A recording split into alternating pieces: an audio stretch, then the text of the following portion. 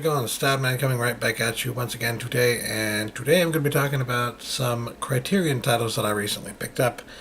I guess recently isn't the right word because these are actually like some of them titles that I got all the way back at the last Criterion sale, so like from Barnes and Noble. So yeah, it's been a while. These just been sitting there. I've been meaning to do a video about them and just didn't get around to it until now. So I figured, well, might as well get this video done, this out of the way. Talk about some of the titles that I picked up because I actually got around to watching some of them before I did this video. Go figure, I actually watched some of the movies that I bought, you know. So anyways, the first title that I picked up here was The Last Temptation of Christ. The first was the last. I'm not really a super religious person, but having grown up Christian, I knew enough about the story of Jesus Christ that it wasn't too hard for me to, get into this and understand it. And even, like, I had heard about this being one of those movies that was, like, boycotted and, like, people were all outraged by it and everything. It was based on a book that people were even burning, I think, at some point. So, I mean, it's one of those, right? But I couldn't say no to it because, first of all, you got Willem Dafoe playing Jesus Christ himself. Second of all, it is a movie directed by Martin Scorsese. Third, Paul Schrader, the guy who directed Taxi Driver, which I consider to be one of the best movies ever made, he did the screenplay for this one. I believe it was the screenplay. It might have been... yeah, screenplay. I was going to say he might have been the producer, but no, he did the screenplay. So yeah, I wanted to see this because of all those factors. And did finally actually get around to seeing it after I got the Criterion here. And blown away. Absolutely fantastic movie. An interesting take on the story. And quite frankly, I know there are some aspects of it that a lot of people will find blasphemous.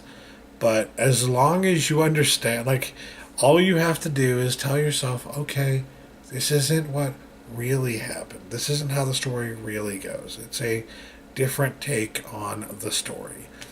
And, it's not like it's trying to sell you on a religion. It's not trying to sell you on a different brand of the same religion, a different version of the same religion, right? People want to say it's blasphemous. It's not actually blasphemous because it's not trying to tell you that this is the truth.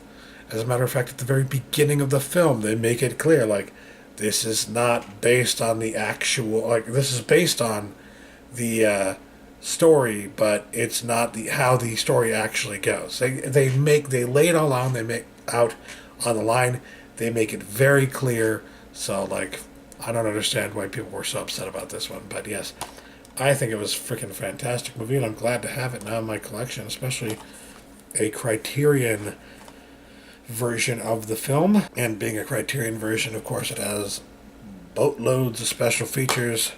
Can't go wrong there. So, yeah, very glad to have been able to get this one. Next up, I got 12 Angry Men, which I got, I think, on the recommendation of a good friend of mine, Roberto.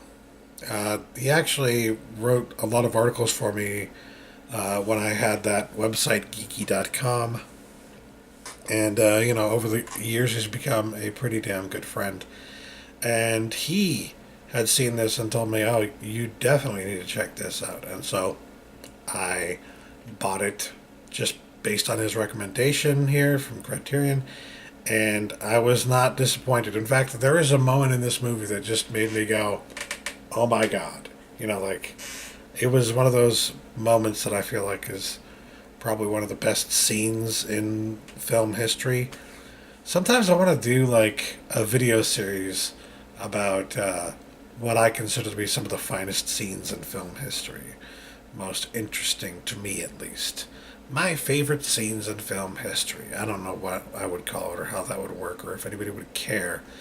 The only problem with doing those is that, well, I definitely couldn't monetize them because I'd have to actually show the scene and then it'd get flagged by copyright and with the way YouTube's going now, I mean, they are cutting off comment sections entirely. It's just, it's crazy what's going on. So, like, who knows if a few months from now they don't decide if you have any copyrighted material at all on your videos that you are going to be banned from the service. Like, I don't even know. It seems like they're going the Tumblr route in a lot of ways and just saying, cut everything off, destroy everything. And it's like, I don't even know. Is YouTube going to be here in a couple of years? Who knows? But what I do know is I still like making videos. And the one of the scenes that I saw in this movie, I won't say which one, but it made me feel, again, that desire to do that video series.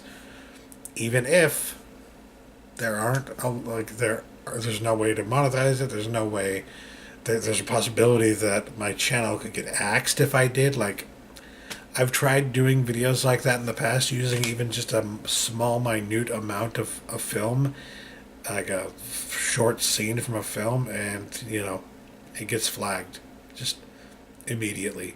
So that's why I don't do videos like that, guys. If you've ever wondered why you stopped doing videos like that, because YouTube flags every single one of them. There's no point. So that all being said, 12 Angry Men, I feel like, is a fantastic movie. I had never even thought about watching it before. But with all the political stuff happening in the world today, with all the division happening in the world today, and just all the way that our culture has become so divisive, I wanted to you see what was up with this. I saw a couple of scenes, actually not the one that I'm thinking of, the one that I have been describing, but I saw a couple of scenes from the film on YouTube just to get a sense for it before buying it. And I decided right then and there I needed to see it. So, yes, decided to pick this up, and very glad I did.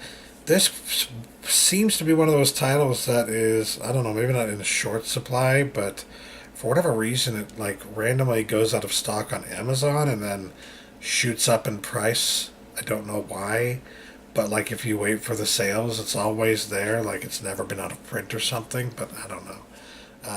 I still think it's a pretty cool title. I would highly recommend it for anybody who is interested in, well, I mean, it is a story about a jury, basically, deliberating. So, if you're interested in what I would consider one of the finest character-focused films that I've ever seen, then 12 Angry Men is definitely one of them. It's one of those movies that really digs deep into all the different types of characters in the story, and, you know, in under 2 hours, I believe. It's 96 minutes. In 96 minutes, you get a pretty good feel for who all these people are in a way that you sometimes, like, in deeper ways than you would normally get with any other movie. It's just really impressive how far they got into the characterization of all 12 men in 12 Angry Men. So, yeah, I love movies like that. So, very, very good stuff, and thanks to Roberto for recommending it. Next up, I got Some Like It Hot, which I actually already have the original release of, but I decided to get the Criterion release because it's one of those movies. It's Billy Wilder. You cannot say no to Billy Wilder. I have to say this is probably one of the better movies ever made, in my opinion, and pretty groundbreaking for the subject in it, because although at the time there were a lot of like TV shows and whatnot and comedy shows that would have, like, live comedy shows that would have men dressing up as women, and this is obviously also a comedy. This takes a completely different approach to it. I feel like this is a much more, like, almost a precursor to LGBTQ film.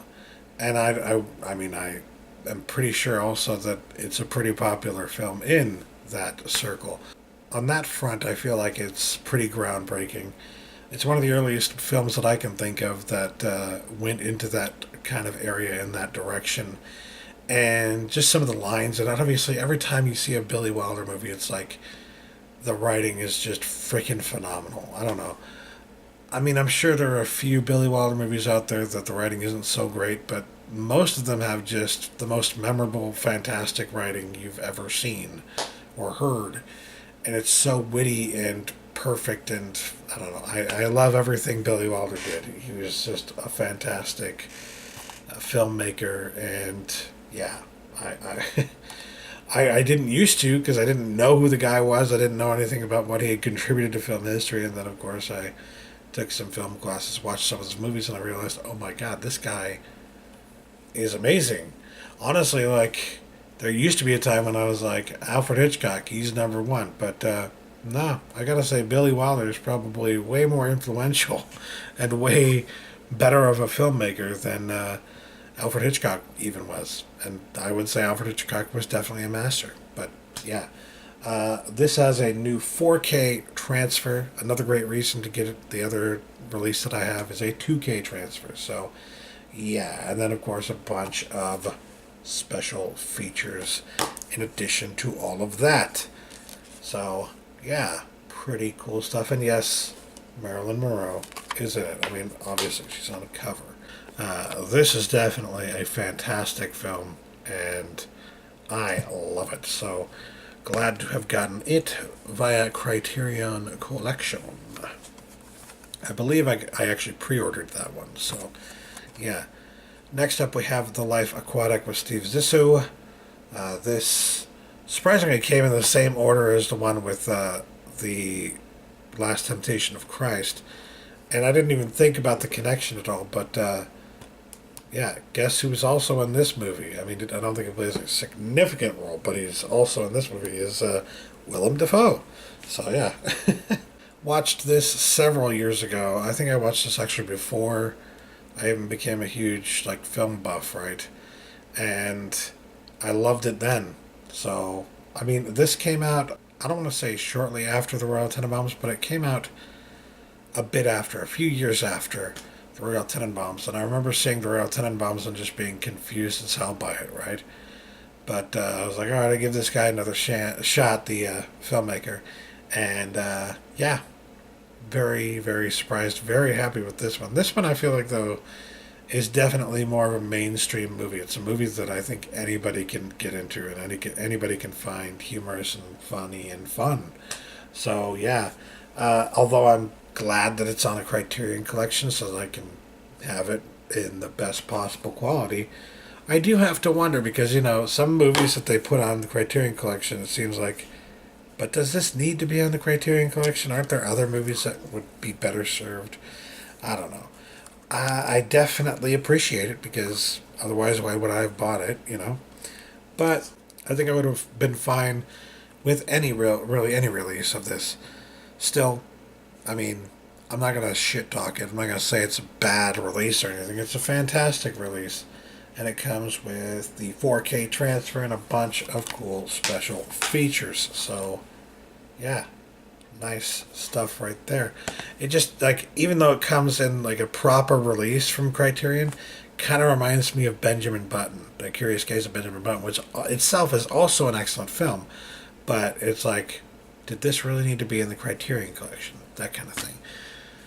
Last but not least, I pre-ordered The Magnificent Ambersons, which is a movie by Orson Welles, and originally, I believe the DVD copy of this, like the first release of this that ever came out, if I remember correctly, came with the big collector's set of Citizen Kane, and that was like the only way to get it, right? And I didn't get that release of Citizen Kane on Blu-ray. I got like the digibook, so I never got to actually see The Magnificent Ambersons, and I wanted to because it sounded like an interesting movie. It's Orson Welles, so yeah. When Criterion announced that they were going to release this, I was just like, well, here's my chance. And again, it's one of those movies that rarely gets released, so you got to take any opportunity you can, and that's exactly what I did. And came in this. Unlike all the other ones that I got here, it came in the nice paper, or, well, not paper, but cardboard packaging. And you've got actually the, it looks like the screenplay here. But it's not the screenplay. It's actually just a collection of essays made to look like the screenplay. And when you dig into it, you can tell that, because screenplays don't look like giant walls of text. They don't. You know, you got their lines, line here, line here, line here, line here. It's jumbled. It's not a full block of text. So, yeah. Or not typically, at least. So, yeah. But really cool little addition here. I mean, they even got the staples. It's just literally just stapled together booklet. You know, it's pretty cool if you ask me. And that comes on the inside of that.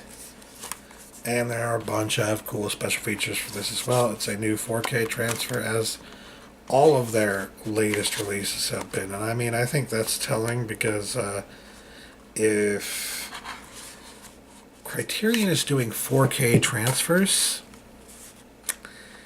that means there may in fact be a point at which they start doing 4K, like actual UHD releases. So, yeah. I mean, they already now have a bunch of movies that they can put on 4K because they have the 4K transfers for them. So, yeah. But, yeah, look at that laundry list of special features. That's what you always get when you go Criterion, and, you know, you never regret it, because they're just fantastic releases. So, yeah. All in all, I'm very happy with these pickups. I haven't seen this one yet, but I love all of these. I've seen this one, loved it. Seen this one, consider it one of the best movies ever made.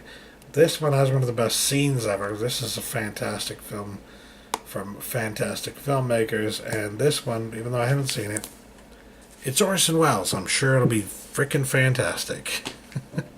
So, yeah, that'll do it for me today. Thanks for watching, guys. Catch you later. Peace.